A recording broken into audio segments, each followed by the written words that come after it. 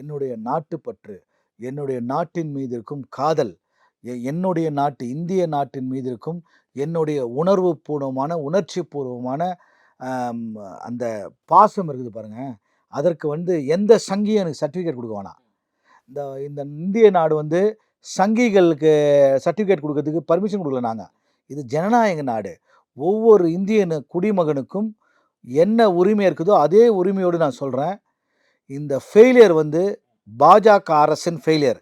இதுல நீங்க வந்து சங்கியா தேடி புடிச்சு இன்டர்வியூ எடுத்தீங்கன்னா, அவர் சங்கியா இல்லையாங்கிறது உங்களுக்கு தெரியாது. சங்கி நான் மங்கி டிஃபென்ஸ் அப்படின்னு சொல்ல பத்திரிக்கையாளர் நான் வேண்டியது. சொல்லிட்டேன். அதாவது நீங்க வடிவேலு ஒவ்வொரு சொல்ற மாதிரி அதாவது சங்கி மங்கின்னு அதாவது தான் சொல்லணும். உண்மையை சொல்லணும் அப்படின்னா, 2 தரப்பையும் வச்சு தான் சொல்லுவாங்க. நீங்க ஏங்க, உங்களுக்கு தேவையான வெர்ஷனை மட்டும் படிச்சுட்டு பாருங்க, வந்துட்டு, அந்த செய்தியை மட்டும் பார்த்துட்டு வந்து நீங்க பதிவு பண்ணக்கூடாது. அங்க வந்து காவல்துறை வந்து அங்க ஸ்ரீநகர், காஷ்மீர் உள்ளுக்குள்ள இருக்க எல்லா விஷயத்திலயும் காவல்துறை சட்டம் ஒழுங்கு பொறுப்பேற்க வேண்டியது அவங்களுடைய கடமை. அத சொல்லுங்க. அத இருங்க, சொல்லுங்க சார். இருங்க. அத ஏன் சார் சொல்ல மாட்டேங்கிறீங்க? இங்க ஏங்க இருக்கக்கூடியவங்க. சட்டம் ஒழுங்கு வந்து சட்டம் ஒழுங்குக்கும் பார்டர் எல்லைக்கும் உங்களுக்கு புரியவே இல்லையா?